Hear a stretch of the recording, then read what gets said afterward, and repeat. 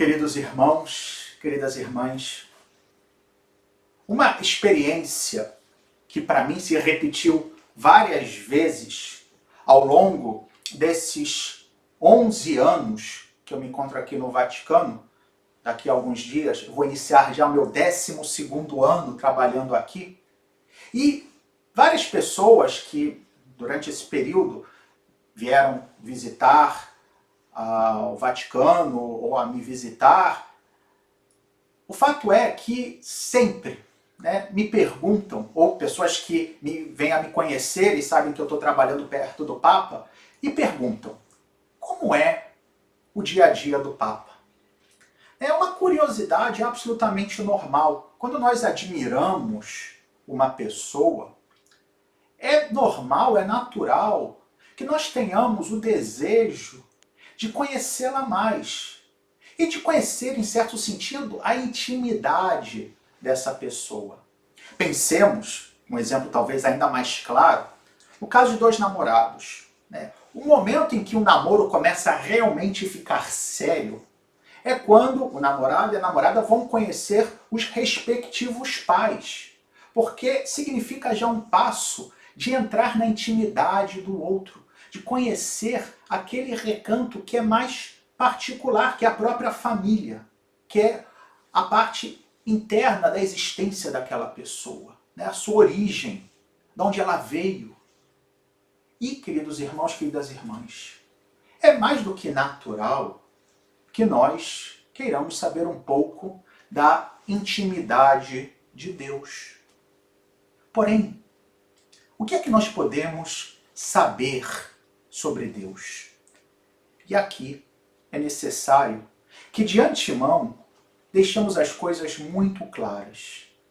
De Deus em si mesmo, pelas nossas próprias forças, podemos saber pouquíssimas coisas. Pensemos no seguinte, talvez um exemplo para que vejamos como é absurdo, como seria absurdo tentar compreender a Deus. Diante da pandemia atual, desse vírus que tanto sofrimento está trazendo ao mundo. Bem, na verdade, é que os cientistas ainda estão batendo a cabeça para compreender a dinâmica desse vírus, para compreender tudo aquilo que envolve essa realidade.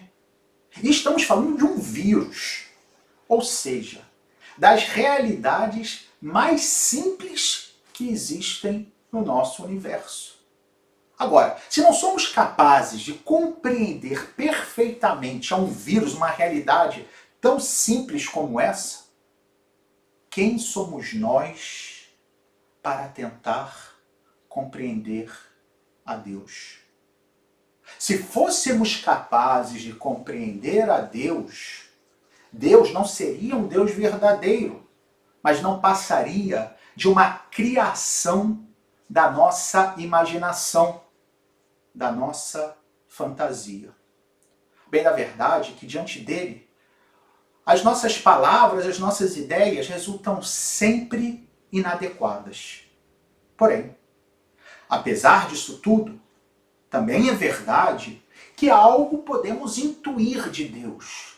Como alguém que olha para o buraco de uma fechadura e vê um pouquinho daquilo que tem do outro lado. A nossa inteligência talvez seja capaz de ver um pouquinho disso. Como nós podemos ver ao longo da história, tantos filósofos, tantos pensadores, pensemos na antiguidade, em Sócrates, em Platão, em Aristóteles, que com a sua inteligência conseguiram dizer algo sobre Deus. Mas sempre o que disseram sobre Deus permaneceu na superfície. Nunca entrando na que poderíamos chamar de intimidade de Deus, no profundo da existência de Deus, porque essa permanecia absolutamente inacessível. Daí, queridos irmãos, queridas irmãs, que a festa de hoje é para nós algo que deve nos alegrar e que deve nos encher de santo orgulho, porque nós cristãos, pela graça desse Deus, foi-nos dada a possibilidade de adentrar na sua intimidade. Não porque fôssemos capazes de compreendê-la, mas porque Deus, na sua misericórdia, no seu amor por cada um de nós, quis se revelar, quis dar a conhecer a sua intimidade. Como às vezes nós vemos alguns documentários das pessoas importantes que permitem que o documentário, que os cinegrafistas possam um pouco acompanhar o seu dia a dia. Deus, na sua revelação, permitiu que nós pudéssemos conhecer um pouco, segundo as nossas possibilidades também, de compreender da sua vida. E o que é que Deus nos revelou? Nos revelou isso que, para nós, seria absolutamente impensável. Que existe um único Deus, uma única natureza divina, uma única divindade, porém, esse único e mesmo Deus existe como Pai, Filho e Espírito Santo. Um Deus, como nós vamos falar na teologia, em 3 pessoas. Como explicar isso? Bem, na verdade, que aqui não é nem o lugar e nem a circunstância para que nos coloquemos em reflexões teológicas. O que nos interessa aqui é que Deus assim se revelou. Se revelou como Pai, Criador de tudo, um Pai amoroso, um Pai que, e ainda mais se pegamos a primeira leitura de hoje, quando Moisés, que reconhecia a grandeza de Deus, a onipotência de Deus e se prostrou diante de Deus, porque de fato uma criatura tão pobre como nós, diante da glória da divindade, o que pode fazer se não se prostrar, e pediu: perdoa as nossas culpas e nossos pecados e acolhe-nos como propriedade tua. Ou seja, Moisés que pedia que fôssemos tratados, no caso, o povo hebreu, simplesmente como propriedade, algo que Deus tinha como próprio. E na revelação que chega no Novo Testamento, esse Deus se revela como Pai. E não nos quer como propriedade sua, mas nos quer como filhos e filhas. Não como algo, mas como alguém. Uma pessoa amada. Porque cada um de nós é amado com amor exclusivo por Deus. E esse Deus que é Pai, mas que também é Filho, se revelou como Filho. Aquele mediante o qual tudo foi criado, aquele que veio até nós, se encarnou, assumiu uma vida humana, que nos ensinou o caminho para o Pai, que nos revelou essa intimidade de Deus, que fez com que nós soubéssemos que o único e verdadeiro Deus, Criador do céu e da terra, era o Pai, mas também era Filho e também Espírito Santo. Nosso Senhor Jesus Cristo, que é o revelador e o Salvador, que morreu na cruz, tanto amou Deus o mundo, escutamos agora há pouco no Evangelho, que enviou seu Filho para que todo aquele que nele crê tenha a vida. E Deus é Espírito Santo. O Espírito que vem até nós, que faz de nós o seu templo, que faz de nós filhos e filhas de Deus em Jesus Cristo, que nos configura, que nos une a Cristo, que faz com que a nossa vida vá se transformando pouco a pouco à semelhança da vida de Cristo, que nos revela os mistérios de Deus, que faz com que esse entrar pouco a pouco na intimidade desse Deus imenso, e imenso aqui não significa muito grande, imenso significa sem medida. Esse que não somos capazes de compreender, mas que o Espírito Santo vai nos levando, vai fazendo com que aquilo que é um mistério, aquilo que é uma nuvem, interessante na primeira leitura, voltando a ela, quando Deus se manifesta numa nuvem. Pensemos, por exemplo, num dia nublado, ou mais ainda, quando nós estamos atravessando uma estrada que está cheia de névoa. Não vemos nada, mas sabemos que o caminho segue. Pois assim era como Moisés, e assim são as nossas forças diante de Deus. E o Espírito Santo nos conduz através dessa nuvem, nos conduz através dessa névoa, da nossa incapacidade de compreender a Deus, para que pouco a pouco sejamos íntimos dele. Porém, a grande revelação da Santíssima Trindade, do Pai, do Filho e do Espírito Santo, é que Deus é amor. E isso, queridos irmãos, queridas irmãs, também tem implicações diretas na nossa vida. Porque se nós levamos em conta aquilo que diz o início da revelação, ou seja, o livro do Gênesis, o primeiro livro da Bíblia, quando afirma que Deus nos criou à sua imagem e semelhança, e se somos imagem e semelhança de Deus, e esse Deus é amor e trindade, significa que nós temos algo disso na nossa vida. E o que significa afirmar o que eu acabei de dizer?